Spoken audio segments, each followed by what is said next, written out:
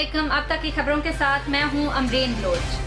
बखर oil tanker leak होने की खबर सुनते ही इलाके की आवाम में खौफ हरास फैल गया। इत्तला मिलते ही रेस्क्यू 112 की टीमों ने मौके पर पहुंचकर अमदादी कार्रवाइयां शुरू कर दी।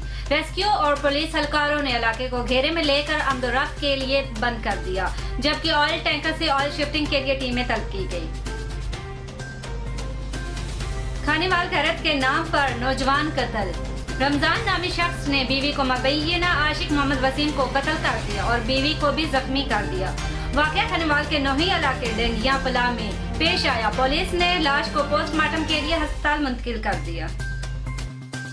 पिंडी घेप नोही कस्बा ढलिया के रिहायशी 35 साल जैनबदीन वल्द रेशम खान ने घरेलू नाचाकी की वजह से कुएं में छलांग लगाकर खुदकुशी कर ली। पिंडी घेप मेरा शरीफ रोड पर 2 मोटरसाइकिलों में तसादम के नतीजे में 2 अफराद जख्मी। एक शदीद जख्मी को रेस्क्यू 112 ने रावलपिंडी मुंतकिल कर दिया।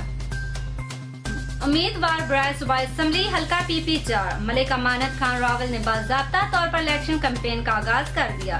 पिंडी घेप यूनियन काउंसिल चकी तहरीक लब्बैक पाकिस्तान के ज़ेरे एहतमाम एक कॉर्नर मीटिंग का इनकार किया गया, जो कि जलसे की शक्ल इख्तियार कर गया। मज़ीद खबरों अपडेट के लिए विजिट कीजिए हमारी वेबसाइट www.amawaznews.tv।